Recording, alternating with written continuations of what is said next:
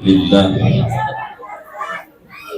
Alhamdulillah nahmaduhu wa nasta'inuhu wa nastaghfiruh wa na'udzu billahi min syururi anfusina wa min sayyiati a'malina. May yahdihillahu fala mudilla lahu wa may yudlil fala hadiya lahu. Asyhadu an la ilaha illallah wahdahu la syarika lah. Khassana bi khairi kitabin unzila wa akramana bi khairi nabiyyin ursila wa atamma alaina ni'mata bi a'zami dinin syuri'a.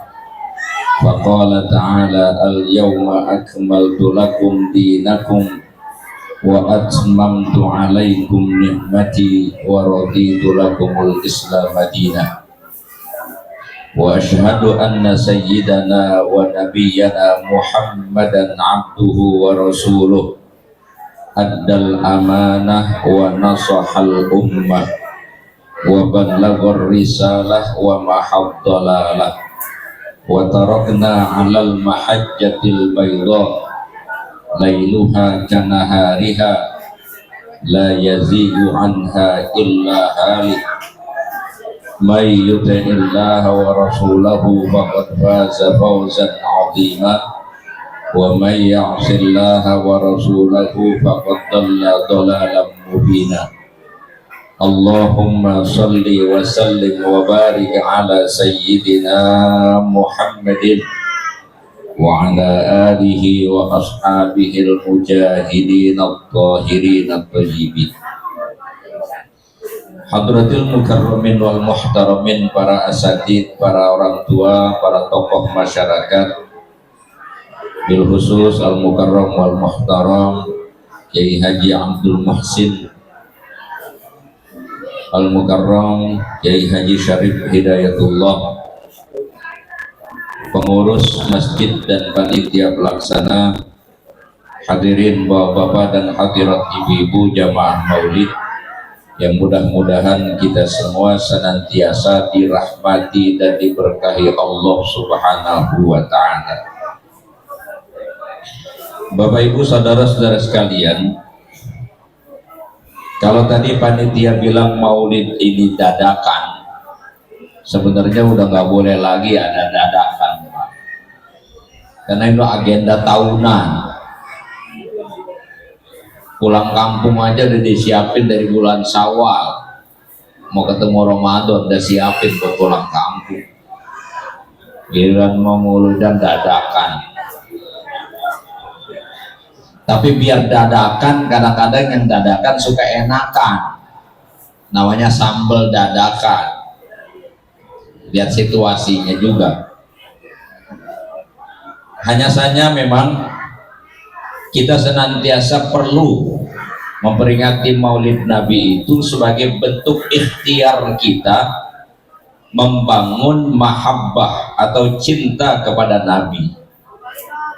Ini yang nggak boleh dilewatkan, makna pokok itu, karena terkait langsung dengan apa yang disabdakan Nabi, la yu'minu ahadukum hatta akuna ahabba ilaihi min nafsihi wa malih wa waladihi wa walidihi wan nasi ajma'in.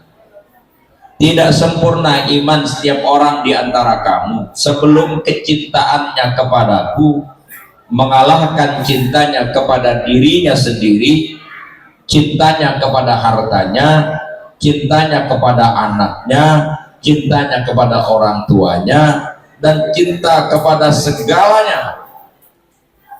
Boleh cinta itu kepada apapun dan kepada siapapun, tetapi meletakkan cinta kepada Nabi harus di atas segala-galanya. Konkretnya, keberpihakan kita kepada ajaran Nabi itu harus menjadi nomor satu.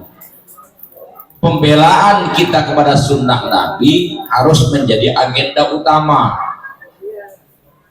Karena mencintai Nabi itu dalam bahasa ulama, al-mahabbah min alamatil mahabbah al-mutaba'ah. Makna mutaba'ah al-iqtida wal ittiba. ngikut dan nurut Nabi dalam segala hal. Tapi dalam perjalanan hidup kita ini seringkali kita itu bergeser, Pak. Ya kalau lagi mulu dan begini sih yang kayak orang bener semua lagunya. Ya lagi begini mah gitu. Cuman begitu ketemu tantangannya baru berasa kualitas kita itu. Kata Imam Ghazali ada 4 tuh penghalang utama kita mau jadi bener apa kagak jadi orang. Itu penghalangnya ada. Buat kita yang dari masih kecil sudah beriman karena lahir dari keluarga yang beriman, belum dapat jaminan kita sampai mati akan terus beriman, belum ada jaminan. Maka itu kita harus bersyukur kepada Allah telah mendapatkan hidayah, termasuk orang yang dipilih Allah. Ya jatabi mayyasha min ibadi, yang dipilih oleh Allah di antara hamba-hambanya. Sekarang ini hampir 7 miliar manusia di kolong langit ini. Saya sih nggak pernah ngitung, ini kata medsos nih. 7 miliar. Tapi yang beragama Islam itu tidak lebih dari 1/3 penduduk dunia. Gitu. Di antara yang 1/3 itu ya kita ini orangnya. Ini orang-orang pilihan ini. Makanya saya nggak berani sembarangan ini. Orang top semua ini. Orang pilihan Allah. Dan ini semua orang-orang yang dicintai Nabi. Makanya kita nggak boleh, Pak, melecehkan orang itu. Ya, menyakiti umat Nabi sama dengan nyakiti Nabi, ganggu umat Nabi sama dengan ganggu Nabi. Betapa Nabi bilang man ada dimmiyan faqad adani. Siapa orang yang menyakiti kafir dimmi, kafir saja, tapi yang dimmi diganggu, disakiti, itu sama mengganggu aku, kata Nabi. Pertaruhannya, apalagi umatnya. Nanti ke sono belakangan, saya mau balik lagi. Ini orang-orang pilihan semua nih, Pak, kita alhamdulillah. Tapi siapa yang jamin kalau pada akhirnya kita bisa bertahan dalam kebenaran? Kita hanya boleh berusaha dan bersungguh-sungguh dan boleh berharap. Karena kenyataannya iman ini memang perlu dipertahankan dan diperjuangkan. Kelimpahannya itu ayatnya, ya ayyuhalladzina amanu. Kita udah terlanjur jadi orang beriman, dipanggil oleh Allah lewat ayat ya ayyuhalladzina amanu. Perintahnya apa? Aminu billah. Ente udah ngaku beriman, gak cukup hanya ngaku saja, tapi harus diikuti dengan upaya mewujudkan iman itu, mempertahankan iman itu, mewujudkannya lewat pendekatan ilmu pengetahuan sehingga keyakinan kita semakin mantap, dan mempertahankan iman dengan amal ibadah yang bisa kemudian menambah dan menambah terus kualitas iman kita. Ikhtiar ini hanya boleh berhenti saat Israel sampai. Gak boleh merasa puas kita. Al-Imam Al-Haddad di dalam kitabnya An-Nasaihud Diniyah itu pernah berujar, ma min ahadin amina ayyuslaba illa waqad suliba. Tidak ada seorang pun di antara kalian, di antara orang yang beriman itu boleh merasa aman dengan imannya, kecuali pada gilirannya bisa saja iman itu akan dicabut oleh Allah Subhanahu wa taala. Naudzubillah. Maka ini karunia Allah yang paling berharga bagi kita. Nikmat yang paling mahal yang tidak bisa diukur dengan apapun. Ditambah kemudian iman kita, imannya dengan Nabi Muhammad, Nabi akhir zaman, yang Allah sebutkan pada nabi-nabi terdahulu, umat terbaik. Ya, lewat risalah Nabi akhir zaman itu Nabi Muhammad Sallallahu Alaihi Wasallam. Ini umat terbaik, kita ini pilihan Allah.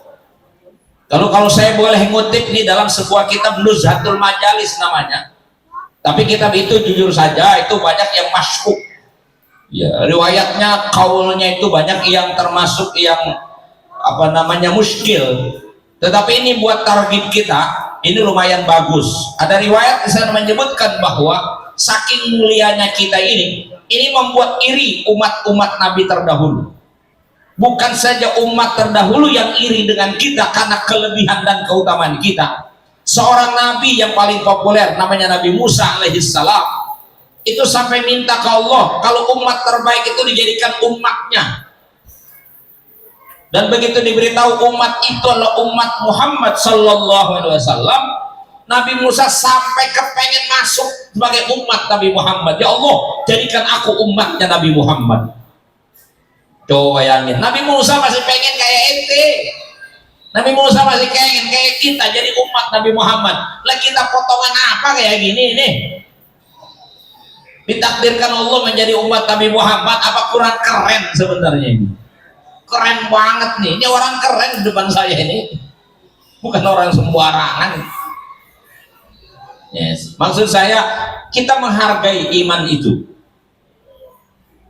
dan pilihan Allah kita menjadi umat Nabi Muhammad, sehingga pada saat nanti kita berhadapan dengan godaan-godaan dan penghalang kita untuk menjadi umat Nabi yang benar, kita kudu siap di situ bertarung untuk mempertahankan iman kita.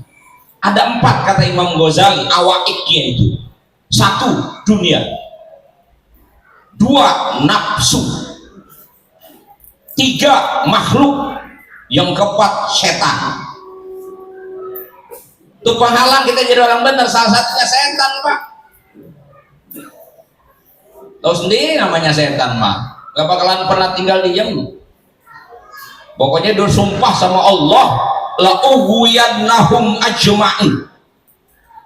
Iya nih, sumpahnya di depan Allah, bukan di medsos.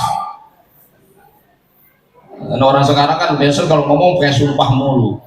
Sumpah, jujur saja ini. Emang lo kemarin gak pernah jujur kalau ngomong? Kalau ngomong nih, jujur nih, jujur katanya. Sumpah, sumpah. Apa aja jujur, sumpah. Kayak kemarin-kemarin gak pernah jujur kali ini orangnya.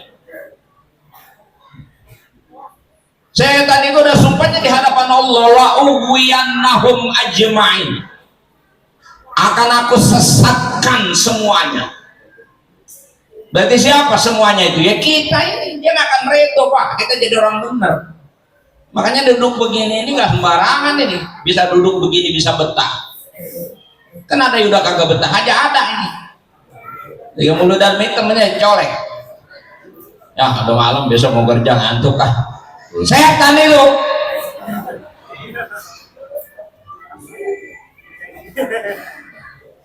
Tapi yang begini udah nggak digodain sama setan. Untuk hadir ke masjid, hadir ke majelis sudah nggak digodain karena udah nggak mempan. Insya Allah udah cinta majelis, cinta masjid. Insya Allah, lihat dari tampangnya kelihatan nih, abang calon-calon surga semua. Kelihatan dari wajahnya, wajah ngarep.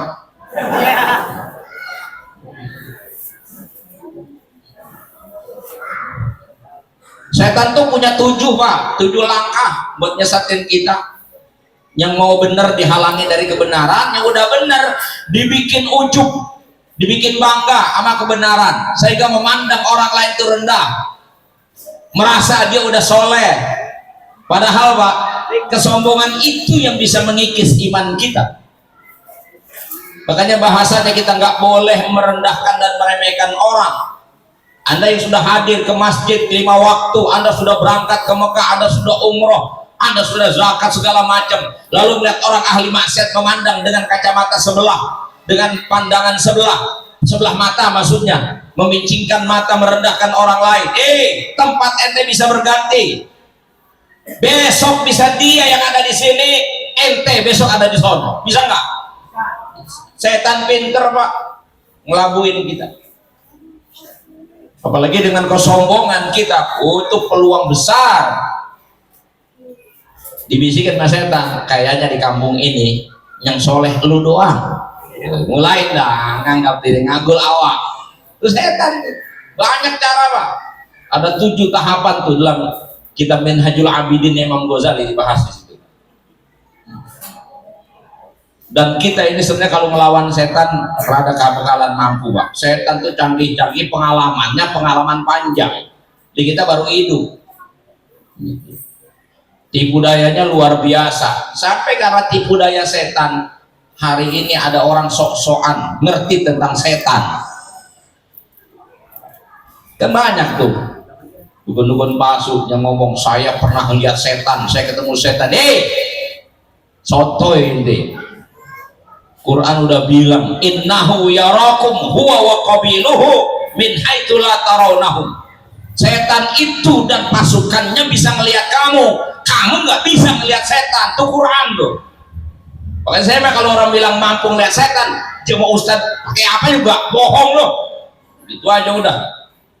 Emang setan bentuknya kayak apa aja bisa lihat memedi. Itu bukan setan, itu mah ciptaan halu. Buktinya setannya tampilnya beda-beda. Kalau di Eropa pakai jas sama dasi, kalau di Cina pakai baju koko, kalau di Indonesia pakai dasar bolong. Itu kan halu. Betul. Masa setan kagak akur?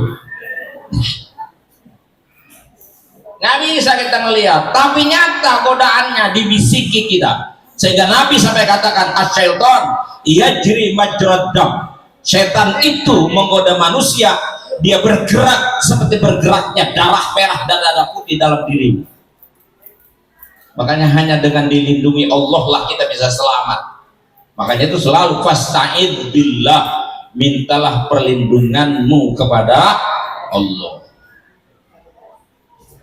Dan Allah sudah nyatakan sama kita, kalau ente mau benar jadi manusia, jadikan setan itu musuh. Musuhin setan. Jangan dibalik. Sama manusia musuhan, sama setan berkawan. Nih banyak kejadiannya nih sekarang. Sama saudara berantem mulu, gak ada akurnya. Sama tetangga ribut mulu, gak ada damainya. Tapi ngakunya pengen ke sorga. Yang diikutin siapa? Setan. Karena Allah merintahkan kita bersaudara, bukan beribut, bukan bertengkar, bukan bermusuhan. Musuh kita, musuh abadi kita adalah setan. Inna syaitana lakum aduwwun fattakhidhuhu aduwwa. Paham itu? Ya udah, kita berlindung sama setan, berlindung kepada Allah dari godaan dan digodain macam-macam jalannya itu. Dengan merasa paling hebat, merasa paling penting. Makanya saya sering sampaikan kita ini nggak ada yang hebat Pak, karena semua orang punya peranan hebat semua. Nggak ada. Ada jadi antara kita merasa paling hebat, langsung jatuh pandangan Allah dari kita. Jatuh kita ke tempat yang rendah dalam pandangan Allah. Di sini adanya nih, di hati kita. Maka terus saya ngomong, Ustadz aja Ustadz, kiai sekalipun nggak boleh merasa lebih penting dari umat. Betapapun umat membutuhkan ulama, tapi ulama jangan merasa dia dipentingkan, lalu semua urusan dia penting bagi umat, sementara urusan umat nggak pada penting bagi dia. Nggak bisa. Emang kalau nggak ada umat siapa yang dia mau ajarin? Saya dipanggil di sini, dihormatin, disediain kopi itu di depan, belum saya minum, dari panggil.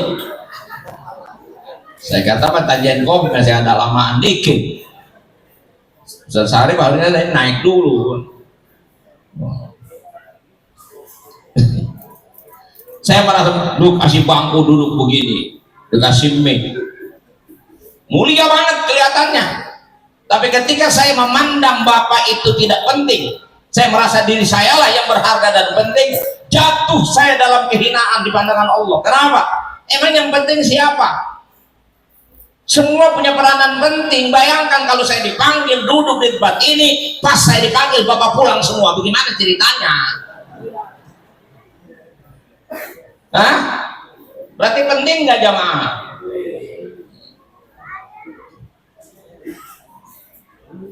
Hatta orang cantik nggak boleh sombong sama orang jelek. Kenapa? Orang jelek itu punya jasa menegaskan orang cantik.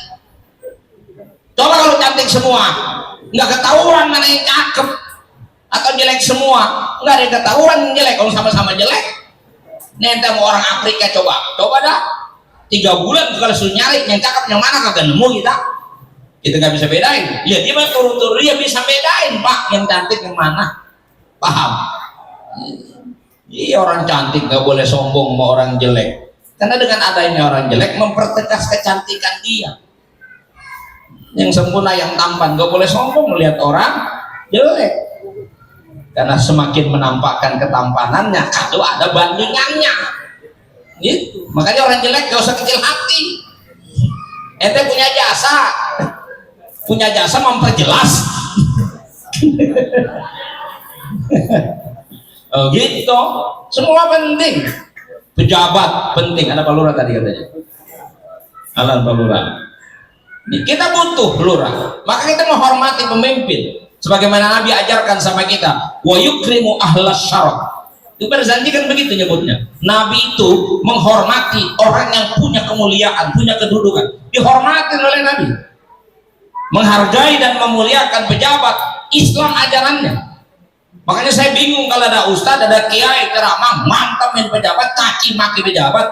Emang dia gak butuh ada pemerintahan? Bayangkan kalau gak ada pemerintahan, memang sehari-hari gak berasa, tapi dengan adanya pemerintahan yang stabil, kita bisa menjalani hidup dengan baik. Ente bisa beli apa aja di warung, ketemu barangnya. Coba kalau negara gak ada pemimpinnya, chaos negara kita, sistem tidak ada yang ngatur, distribusi pangan tidak ada yang menjembatani dan mengatur distribusinya. Apa yang terjadi? Ente punya duit mau beli apa? Mau beli pala orang, mau beli beras-berasnya gak ada bulognya. Mau udah gak ada beras makan Indominya mau beli di mana? Warungnya pada gak ada supply. Kan begitu. Makanya pemimpin harus kita hormati dan kita hargai.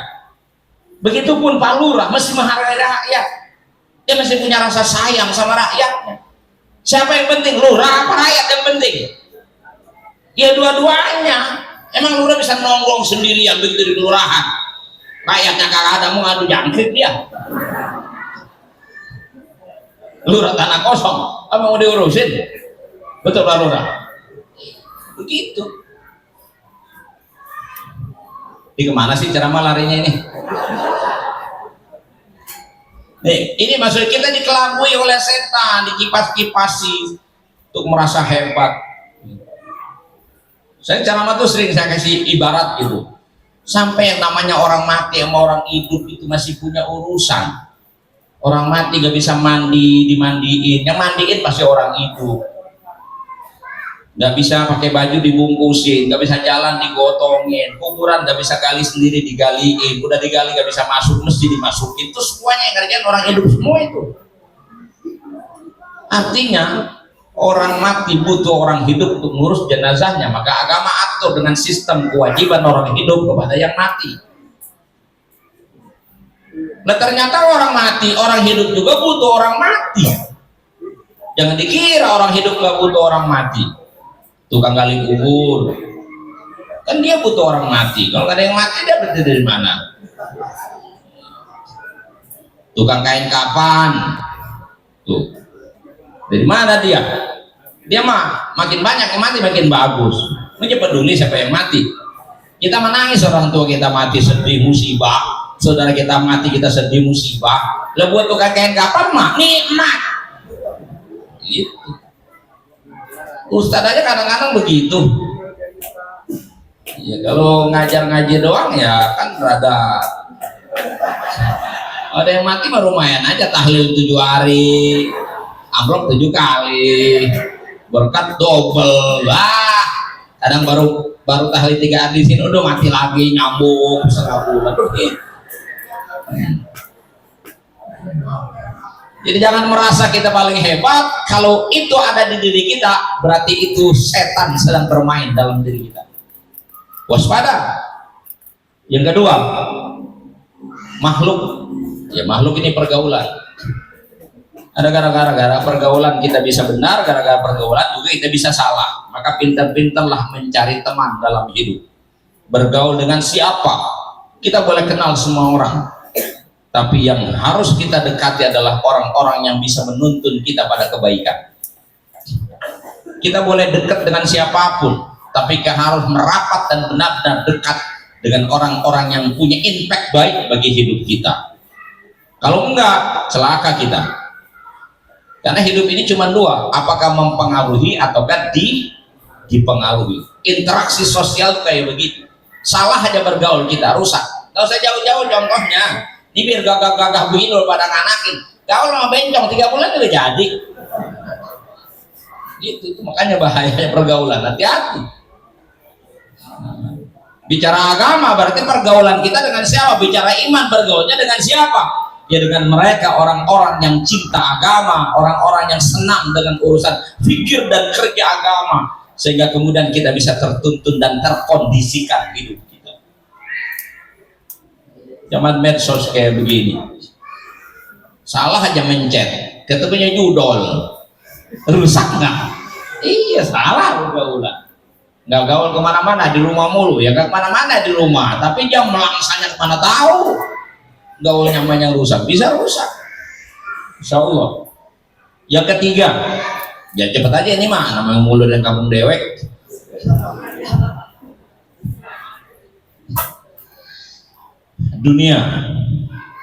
Dunia sama nafsu tuh, saya gabungin aja nih. Ini selalu bersepakai ini, talabus ini, artinya satu paket ini antara nafsu dengan dunia.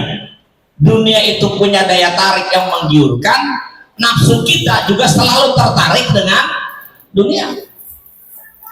Sehingga kalau orang hidupnya sudah terkontaminasi oleh syahwat dunia dan dunia sudah begitu berpengaruh pada dirinya, peduli dengan hukum, paham maksud saya? Orang hukum bukan nggak tahu, Pak. Mohon maafin, makanya kalau ngaji cuma sekedar ngasih tahu nggak ada gunanya. Saudara-saudara, sholat 5 waktu itu wajib. Yang kagak sholat aja tahu. Emang lo yang pada di penjembatan yang pada kagak sembahyang tanya ada hukum sholat apa hukumnya? Tahu nggak dia? Tahu. Kalau sekedar tahu mah. Makanya ilmu itu dalam definisi Islam, dalam apalagi dalam definisi tasawuf, namanya ilmu nafi. Ilmu bukan sekedar ilmu. Knowledge is not knowledge. Pengetahuan bukan sekedar pengetahuan, tapi al ilmu al murad yang dimaksud dengan ilmu di sini adalah al ilmu nafi. Apa ilmu nafi? Nurun yakdzifuhullahu fil qalbi. Cahaya yang Allah letakkan di dalam hati kita, sehingga kita kemana saja bisa membedakan mana yang benar, mana yang salah, dan kita bisa menapaki kebenaran sehingga kita bisa menghindari kesalahan. Itu namanya ilmu nafi. Haram bukan nggak tahu orang hukum haram. Bang, mana ada hukum judi nggak tahu? Jangan tanya ustadz, bandarnya ente tanya. Tahu nggak judi haram? Riba sama. Jangan tanya kiai, rentenirnya ente tanya. Tahu haram. Kalau sekedar tahu, tapi pengetahuan kita kadangkala kalau sudah ambisi terhadap dunia ini kuat, dunia sudah membuat kita terpedaya, ilmu tinggal ilmu setinggi apapun ilmu kita, itu pasti akan kalah. Emang yang korupsi itu orang-orang bodoh Bapak bilang? Enggak Pak, yang korupsi itu orang-orang pinter, bangku sekolahan beberapa biji dia makan. Dari PAUD, TK, SD, SMP, SMA, S1, S2, S3, doktor, cuman S bonbon doang. Udah tanya hukum nyolong, tahu Pak. Yang kagak sekolah aja tahu, apalagi dia. Betul. Tapi terjadi nggak korupsi itu? Terjadi. Apa masalahnya? Dunia ini menarik, nafsu dia cocok dengan dunia. Makanya kekuatan agama itu pada kemampuan kita melawan hawa nafsu. Ayatnya udah begitu dalam Al-Quran. Fa amma man khafa maqama rabbih wa nahan nafsa 'anil hawa fa innal jannata hiya ma'wa. Orang yang takut dengan Tuhannya sehingga dia senantiasa berpikir bagaimana nanti saya berhadapan dengan Allah, lalu kemudian dia mampu mengendalikan nafsunya, maka sorgalah tempat kembalinya. Fa innal jannata hiyal, itu yang celaka itu nafsu kita.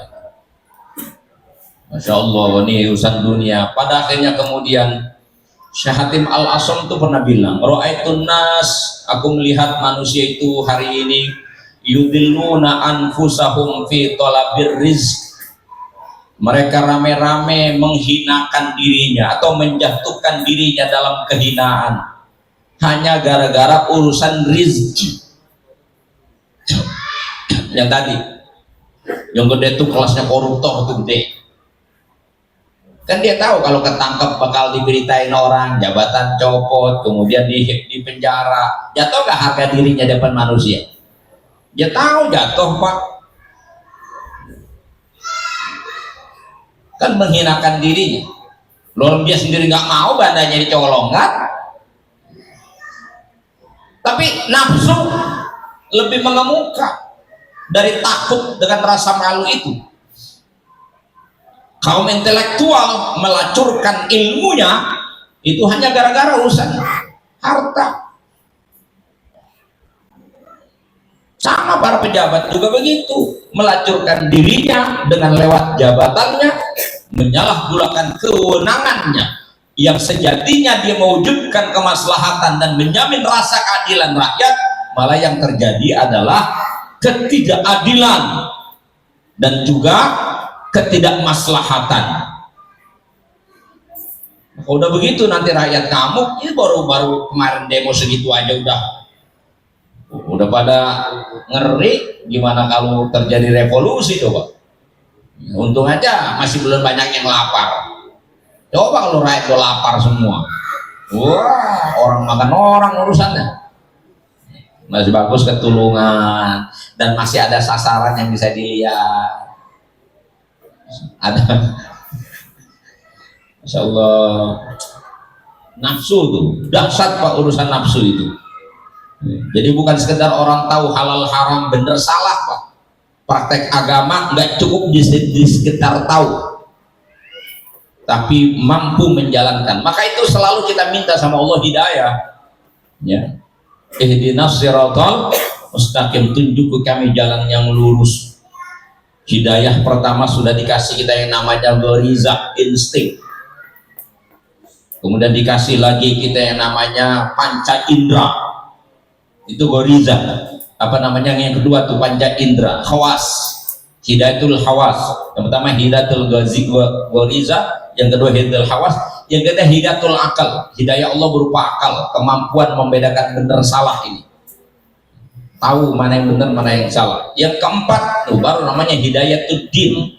Hidayah Allah berupa ajaran agama yang Allah turunkan lewat nabi dan pedomannya itu Al-Quran. Nah yang kelima nih yang selalu kita minta itu hidayatul taufik, hidayah agar kita mampu menjalankan yang benar, meninggalkan yang salah. Karena kalau bukan pertolongan Allah nggak bisa Pak kita jadi orang benar. Nih lagi-lagi saya mau singgung, jangan pernah merasa Pak kita udah hebat bisa melakukan kebaikan. Nah kalau Allah tidak kita dikasih taufik sama Allah untuk jadi orang benar, nggak bakalan benar Pak. Percaya kan saya ngomong begitu? Karena saya bilang tadi hukum benar salah semua orang tahu, tapi tidak semua orang mampu melakukan yang benar, meninggalkan yang salah. Hanya sekedar tahu. Kalau tidak dengan bimbingan taufiknya Allah. Itu makanya Al-Imam Al-Maraghi membagi hidayah itu pada 5 tahapan tadi. Periksa sendiri dalam tafsirnya tuh. Tafsir Maraghi namanya. Di ayat ihdinas siratal mustaqim.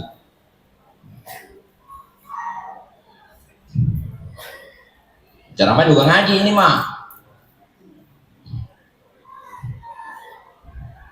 Saya kadang-kadang kesel juga dibilang penceramah, asal bisa ngomong juga bisa, enak aja itu ngomong sembarangan. Ya lu ngomong aja, dipikir tukang obat apa? Saya pernah ada yang ngomong begitu, enak jujur mah nyari duitnya ngoceh aja kayak bokir, begitu ngomongnya persen. Masya Allah, saya kayak diapain, kayak dirurut-rurut nanti saya. La haula wala, ya, tapi nggak apa-apa kita senyumin aja karena dia tidak tahu capeknya susahnya kayak apa gitu. Kalau mau lihat ini ngomong pegang mic ngomong aja, kata gue juga bisa ngomong doang, nggak begitu ya? Lah Pak, emang kagak bongkar. aduh balik. Ini tadi yang namanya godaan kita terhadap dunia itu dahsyatnya luar biasa. Maka kita minta hidayah dari Allah Subhanahu wa Ta'ala. Maka ucapan kita itu apa? La haula wala quwata illa billah. Itu penjabarannya oleh ulama tasawuf. Penjabarannya begini, la haula ala fi'li ta'ah illa bi taufiqillah wala quwwata ala tarkil maksiyah illa bima'unatillah. Itu terjemahan sempurnanya.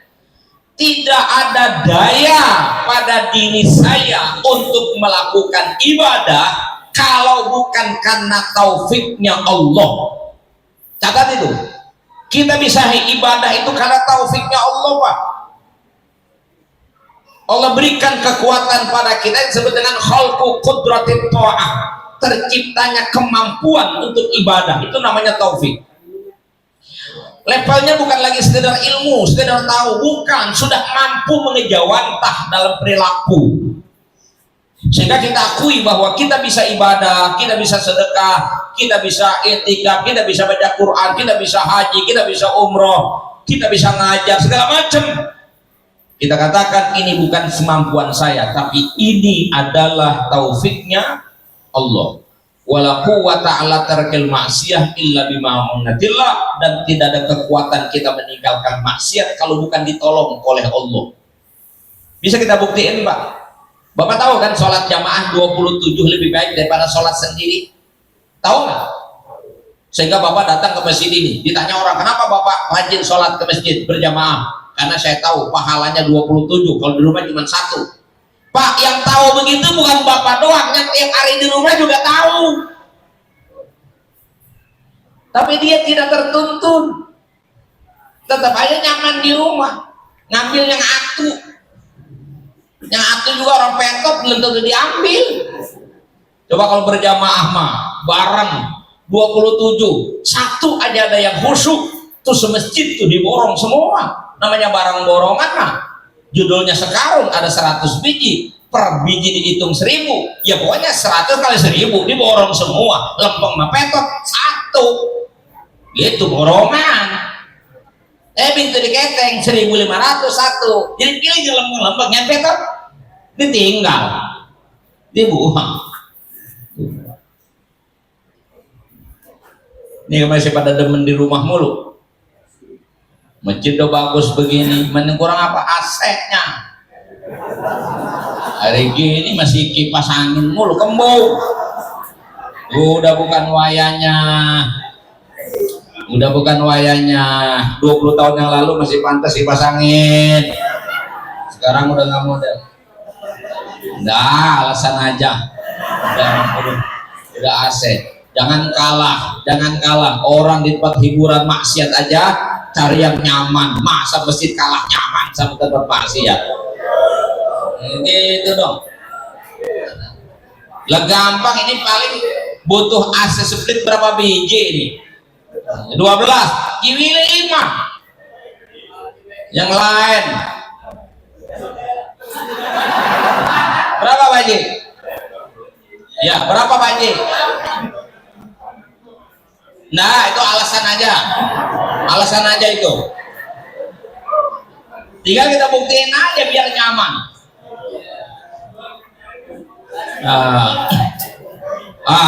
Baca tuh Haji Willy, jangan satu Ji, lu gak baca satu. Haji Bendi 2, 1, 2, 5 udah. Yang lain, masih yang masuk surga jadi 3. Tadi kuburannya adem itu panas. Ayo bersaing. Dapat 12 di semuludan. 6 udah tuh lihat. 7. Kita lelang nih langsung nih malam. Beres kan? Beres. Ya Allah, gitu masuk langsung adem gitu dong. Iya, rumah kita pakai AC hari ini, masa masjid gak pakai AC?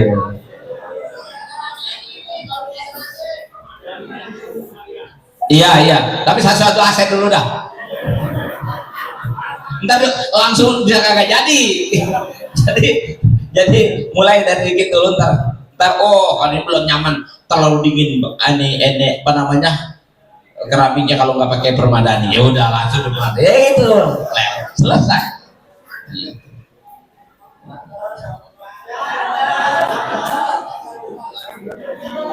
Terus. Saya mau ngomong apa sih tadi?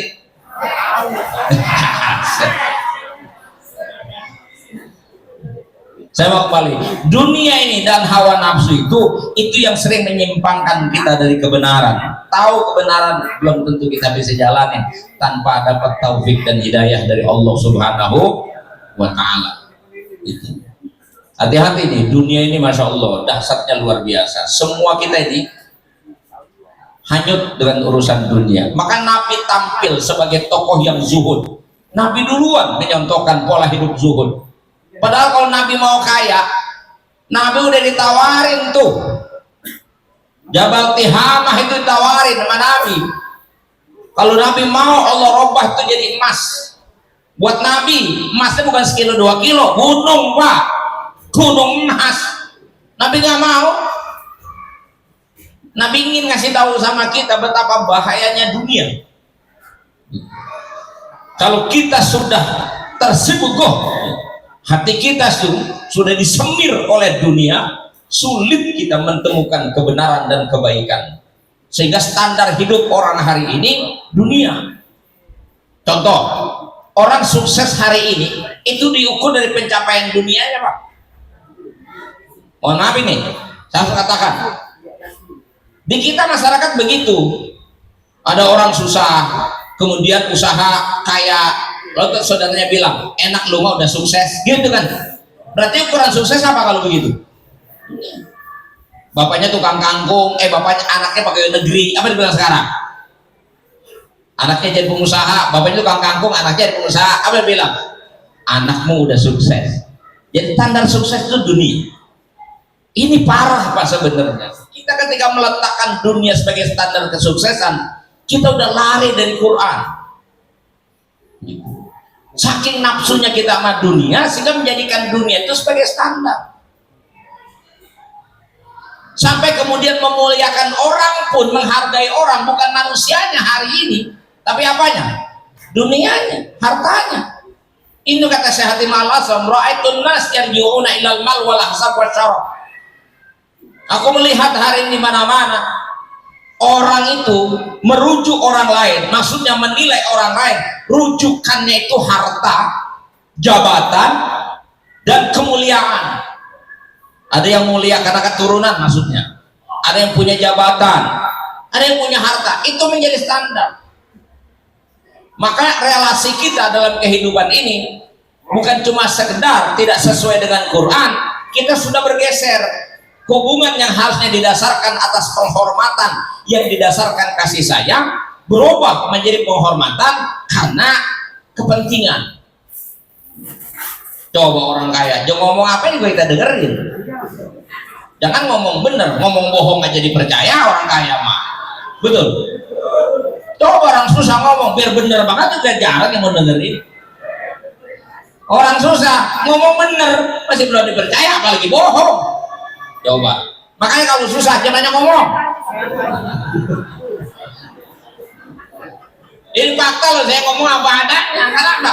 Rujukan kita harta. Saya masih ingat tuh membaca tesisnya Profesor Dr. Sujanmiko yang menyoroti perilaku bangsa Indonesia yang dulu itu semangat hidupnya gotong royong dan penuh penghormatan penghargaan satu sama lain, itu sudah bergeser, bukan lagi menghormati orang, memuliakan orang karena orangnya, tapi karena dunianya. Betul itu Pak. Ya orang kaya aja kalau tahlilan nambah tiker, orang kaya tahlilan nambah tiker. Coba orang susah tahlilan dari maghrib tiker digelar, bubar gak ada yang ngisi. Ustaz juga kadang-kadang begitu. Kalau ngundang orang kaya rada senggenep, rada semangat kalau ngundang orang kaya. Bis maghrib udah pakai BHS. Siap. Ini orang susah. Bismillahirrahmanirrahim jerban di bangku, apa diparanin? Ustaz, udah kumpul jamaah ono. Lah, mah acara apa kali? Lah kan tadi sore saya udah undang, Ustaz selamat kan di rumah saya. Gua lupa. Suka kelupaan. Coba dahsyatnya pengaruh dunia itu, Masya Allah. Dan jangan salah Pak, penolakan Abu Jahal CS di Mekah kepada Nabi Bukan mereka nggak tahu Nabi itu jujur sejujur-jujurnya. Bagaimana tidak, mereka yang memberikan gelar Al-Amin kepada Nabi Muhammad. Mereka bukan nggak tahu kalau ajaran Nabi itu benar. Apa yang membuat mereka menolak ajaran Nabi itu? Dua, Pak. Hubbul riyasah, hubbul jah, dan hubbul mal. Cinta kepada kedudukan dan cinta kepada harta. Abu Jahal ngomong kepada Walid bin kepada Ka'ab bin Ashraf, tokoh Yahudi, aku tahu Muhammad itu jujur, pasti benar. Terus kenapa kamu nggak mau ngikut? Ya kalau saya ngikut, kan kedudukan saya itu gimana? Masa saya jadi anak buahnya Muhammad? Begitu masalah. Ka'ab bin Ashraf bilang, siapa namanya? Walid bin Mughirah, bapaknya Khalid bin Walid. Tapi Khalid bin Walid jadi panglima Islam. Bapaknya itu pernah bilang, kalau di Mekah ini ada nabi, yang pantas jadi nabi itu saya. Kan lu tahu orang paling kaya di Mekah gua. Gitu. Lah pola itu, Pak, itu pola jahiliyah. Saya mau kasih tahu, Pak, kita menghargai orang karena harta dan kedudukannya semata, itu pola jahiliyah. Dan orang kaya pun jangan terlalu bangga kalau dihormatin orang. Jangan-jangan dia menghormati bukan kitanya, duitnya. Jadi ini PHP, pejabat dihormati, jangan bangga dulu. Jangan-jangan dia bukan menghargai saya, tapi dia menghargai jabatan saya. Hari ini kita jalan kemana ngikutin orang, Pak Lurah. Besok udah mantan, siapa yang ngikutin kita? Betul. Iya. Jadi jangan terlalu kemudian merasa, oh saya terhormat. Enggak, yang dihormati mungkin jabatan kita, yang dimuliakan mungkin harta kita. Buktinya kita lagi banyak duit, orang pada datang ke rumah kita, yang mana aja ngaku saudara, jungkulan ujung wetan, ngakur-ngakurin sampai lu kan sama gua kalau dibarisin masih sebaris gitu ngomong. Lu nih sama gua kalau diusut-usut dari atas ke bawah masih ada baunya gitu. Ujungnya mak minjem duit. Aduh, ini begini bukan ajaran Islam. Jahiliyah udah begitu, Pak.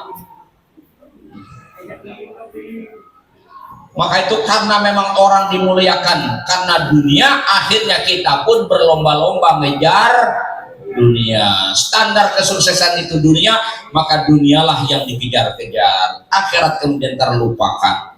Padahal ayatnya ukuran sukses di Quran, boleh periksa ayatnya, saya udah pernah mengkaji itu. Sukses itu dalam bahasa Arab bisa berarti dari fauz, itu sukses, ya, falah, ya, falah itu muflihun gitu, faizun, fauzun azim, itu semuanya nggak ada yang kaitan dengan harta, nggak ada kaitan dengan pangkat, nggak ada. Dia cuma ada keterkaitan dengan iman dan amal soleh. Saya buktiin ayatnya, may yuti'illaha wa rasulahu faqad faza fawzan azima. Siapa yang mentaati Allah dan Rasulnya, maka berarti dia memperoleh sukses besar. Nanti di akhirat, faman zuhziha 'anil nar wa udkhilal jannata faqad faz.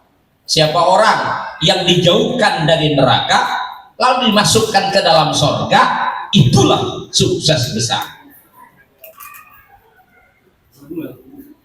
Al-Baqarah ayat 3, 4. Coba lihat ayatnya, Al-Baqarah ayat 3 ayat 4. Yang sebutkan Al-Qur'an hudan lil muttaqin, itu ayatnya, kemudian ayat 3-nya alladzina yu'minuna bil ghaib wa yuqimunas shalah wa mimma razaqnahum yunfiqun walladzina yu'minuna bima unzila ilaika wa ma unzila min qablik wa bil akhirati hum. 5 standar orang baru di ulaika ala hudam mir rabbihim wa ulaika humul. Itulah orang yang berada di jalan Tuhannya dan itulah orang sukses. Siapa yang punya 5 ini? Pertama, iman kepada yang gaib, itu Allah. Yang kedua, yuqimus shalah, menegakkan sholat. Yang ketiga, menginfakkan hartanya.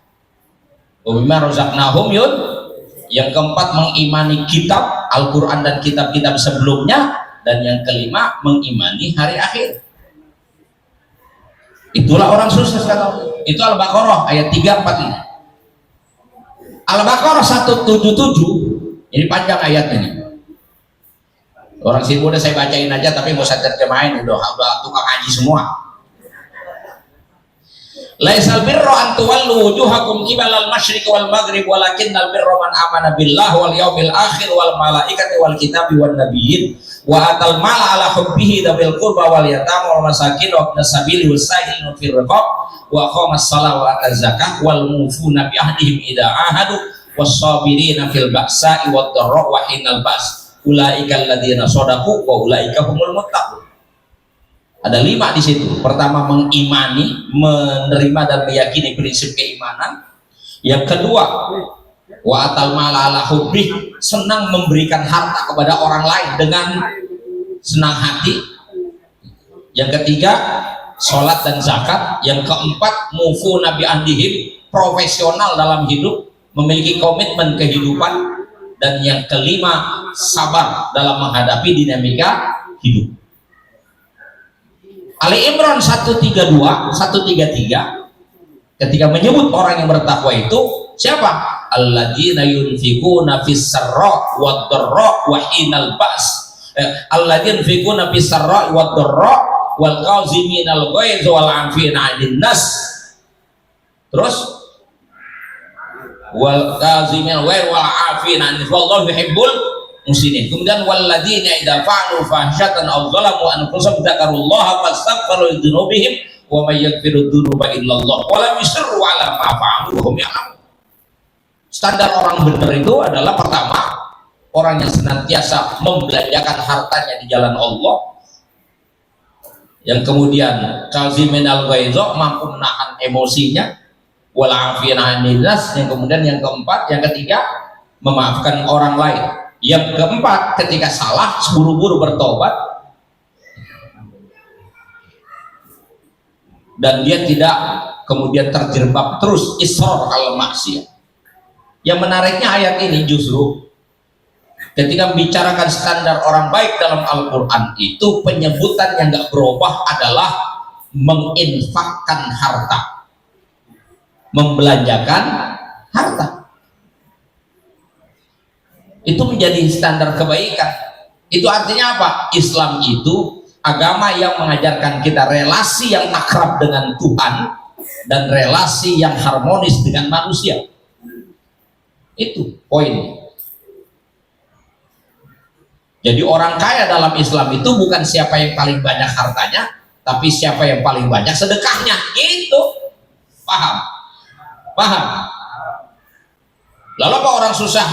Bagaimana kesempatan orang susah suksesnya? Ya sedekah juga, Pak. Ya kan saya susah, Pak Ustadz. Ya makanya lu susah mulu. Udah susah pelit, gimana kaya? Gitu. Jadi kalau nggak bisa memberikan harta, memberikan apa? Kan Nabi kasih peluang. Apa kata Nabi? Tabassumu kali akhika sodako. Senyummu buat saudaramu sudah merupakan sedekah. Sedekah duit kagak gablek. Masa sedekah nyengir masih nggak bisa? Di hadis lain, bi antal kau ahok wajhin tolik, dengan cara setiap ketemu orang pasang wajah ceria yang enak dipandang orang. Gitu. Masa begitu aja kagak bisa? Selalu ngakunya susah, mulu susah. Emang dasar cinta dunia, dikit-dikit susah, langsung ngadu. Sahabat kampung tahu kalau dia susah. Dia punya duit hilang. Ah, gayanya kayak orang kaya. Pasang status tiap minggu tempat wisata, utang di seleher. Tapi kalau ngomong susah mulu. Biar aja RT umumin yang berhak dapat bansos atas perintah Pak Lurah, suruh data warganya, rame-rame aja ngaku susah. Ini kan gaya hidup rakus juga. Ternyata yang brengsek bukan cuma orang kaya yang pelit, ternyata orang susah banyak yang brengsek. Kadang-kadang susah ngajak ngomong orang susah. Ya, ajak sedekah adalah nggak punya. Kan katanya sedekah dulu supaya kaya. Jangan nunggu kaya baru sedekah, susah. Betul? Begitu. Dunia kita cari nggak apa-apa. Dalam Islam tidak dilarang Pak sebenarnya kita mencari dunia. Ini saya mau balikin. Kenapa dunia berbahaya? Apa kemudian Islam itu melarang umatnya jadi orang kaya? Tidak ada satu ayat pun, tidak ada satu kalimat pun di Quran yang mengisyaratkan umatnya boleh jadi orang susah. Nggak ada ayatnya. Justru ketika dia diperintah melaksanakan haji menjadi rukun Islam, tahu kan mahalnya haji? Berarti kan tersimpan di situ. Kita harus berusaha memenuhi syarat untuk bisa haji. Zakat juga begitu, kewajiban zakat. Jadi nggak ada menyuruh kita susah. Hanya saja ketika memang Allah mentakdirkan kepada kita hidup yang susah, jangan keblinger kita. Kita masih tetap bisa mulia, kita masih tetap bisa bahagia di tengah-tengah kekurangan kita, selama kita memfokuskan diri pada urusan iman dan ibadah. Jangan kehilangan orientasi. Kenapa? Karena yang kaya pun ketika dia mendapat kekayaan, dia lupa kepada Allah, dia jauh dari Allah, maka kekayaan itu menjadi musibah terbesar bagi diri. Jadi orang kaya itu kalau dia beriman, dia bertakwa, dia bisa bahagia, bisa mulia. Orang susah kalau beriman, bertakwa, bisa bahagia, bisa mulia. Apalagi orang kaya. Saya ulangi, orang susah kalau dia benar-benar beriman dan bertakwa, maka dia bisa bahagia, dia bisa mulia. Itu orang susah. Apalagi orang kaya dan pejabat, kalau dia hidup tidak dengan iman, tidak dengan takwa, gak bakalan bahagia, gak bakalan mulia. Apalagi orang susah. Jadi ukurannya apa? Ukurannya apa berarti? Amanu wattaqau. Ayatnya kan innal insana lafi khusrin illal ladzina amanu milus shalihat. Manusia itu semua berpotensi menjadi orang-orang yang rugi kecuali yang benar beriman dan beramal. Kita masih bisa ibadah, alhamdulillah. Untuk urusan dunia yang penting ada zuhudnya. Ini niru Nabi itu zuhudnya itu. Zuhudnya tidak rakus kemaruk sama dunia. Dunia boleh kita cari sebanyak-banyaknya, tapi enggak meletakkan dunia di dalam hati. Cukup dunia kita hitung di tangan kita, letakkan di tangan, dan boleh dikalkulasikan di otak pikiran kita, tapi jangan masuk ke dalam hati kita. Ente punya mobil silakan taruh di garasi, nggak usah taruh di hati. Itu maksudnya. Ya, kalau punya mobil cukup taruh di garasi, nggak usah dimasukin ke dalam. Kalau mobilnya dimasukin ke dalam garasi, begitu anaknya keluar dari membawa pisau dicoret mobil bapaknya, ngamuk gak bapaknya?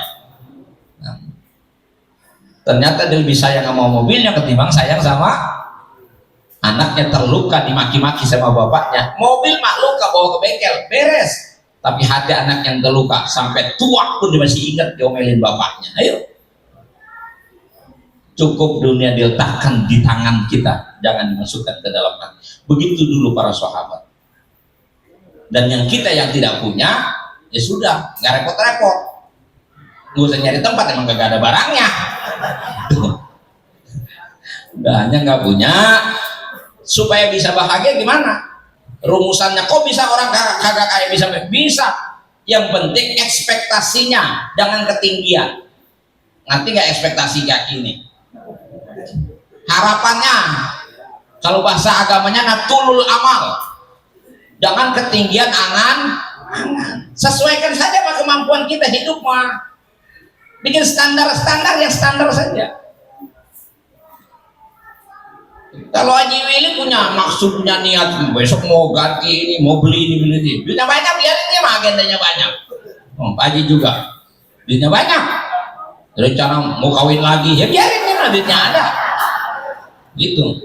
Jadi awaru, biarin, duitnya ada, kagak ngerepotin orang, kagak nyusahin orang, duitnya ada. Pengen ganti ini, pengen ganti itu. Dulu pengen ganti mobil, ente mau ganti HP aja gak jadi-jadi. Gitu kan. Ini kemampuan cuma ganti HP, ya sudah, bisa ganti HP aja syukur, jangan pakai niatan ganti mobil. Ya orang susah jangan ketinggian angan-angannya. Pakai ribet-ribet mikirin beli mobil. Hari ini mah hidup gak usah mikirin beli mobil buat bapak semuanya, yang penting punya aplikasi. Ya iya, tinggal mencet doang sih. Kita nabang, pego. Ada situ 150.000 nih, parkir depan rumah kita dibaranin, begitu naik jadi pos, kan dibilang sesuai aplikasi Pak, ya gitu. Kita dulu di bangku belakang, dihormatin banget, dianterin, pulas kita tahu-tahu sampai di Nabang, pego, pulang begitu juga sampai depan rumah, pego, masya Allah, agak mikirin bayar tol, agak bikin macam-macam, pokoknya udah terima beres, pego, selesai. Jadi bos dadakan, punya aplikasi daripada punya mobil, gerasinya naruhnya di mana, akhirnya mobil pada ngambak di jalanan. Padahal Imam Ghazali itu udah bahas haram Pak, haram. Dan dipikir ente gak punya gerasi, punya mobil, enak naruh di jalanan, halal, haram. Haram, itu hak umum. Kenapa kita tempatin? Nggak boleh. Kenapa jadi bahas begini ya? Ntar ngajinya tanya sama kiainya, bahas nggak percaya. Saya udah baca itu Pak, udah saya baca detail itu Imam Ghazali bahas itu. Dalam bab halal haram itu dibahas itu sampai urusan gerobak, kalau dia nyontohinnya gerobak Imam Ghazali mah. Masya Allah. Jadi ekspektasinya diturunin aja Pak, supaya bisa bahagia gitu. Yang kejauhan, yang jangkau sama kita. Kata Nabi begini nih, kata Nabi nih, supaya bisa bahagia. Kalau nurutin Nabi pasti bahagia dah. Man asbaha aminan fi sirbihi mu'afan fi badanihi indahu qutu yaumihi faka'annama hizat lahu dunya bihadzafiriha. Rawahu Tirmidzi. Siapa orang yang berada pada wilayah yang aman, mu'afan fi badanihi, badannya sehat, indahu qutu yaumihi, dia punya ongkos untuk hidup hari itu saja, maka kata Nabi nilainya faka'an nama hizat lahu dunya bihadzafiriha, maka sama seperti orang yang diberikan dunia dengan segala kemewahan. Gitu doang Pak, udah bahagia. Centika kan aman gak centika? Aman lah, naruh sendal gak hilang, jelek. Badan sehat, badan sehat kan nikmat semua, udah badan sehat. Gampang ukur badan sehat mah, sama makan bisa nambah juga sehat. Gitu. Yang ketiga apa? Punya ongkos buat hidup hari ini. Nih punya duit 100.000 nih. Kan cukup tuh besok buat nyarap, buat makan siang sama makan sore, cukup kan? Udah kata Nabi itu segitu aja nilainya, sama dengan orang yang dikasih dunia dengan segala kemewahannya. Si Fulan dikasih duit hari ini 100.000, anggarannya cukup untuk makan sampai sore. Haji Weli hari ini untung 10 jutanya masih kecil ukuran dia, belum tentu bisa bahagia, belum tentu. Tapi yang 100.000 dia cukup, merasa cukup, nah, qanaah namanya, ridho namanya, oh udah kaya, itu kaya. Maka definisi kaya dalam Islam adalah kaya secara spiritual. Itu yang Nabi katakan laisal gina an kathratil arad walakinnal gina gina nafs. Kaya itu bukan kaya harta, tapi kaya hati. Di sini adanya. Di sini. Kalau duit itu kan adanya di samping, Pak, hanya pendukung saja. Maka kantong tuh di samping. Kantong di samping. Mana ada orang bikin kantong di sini, di sini nggak ada.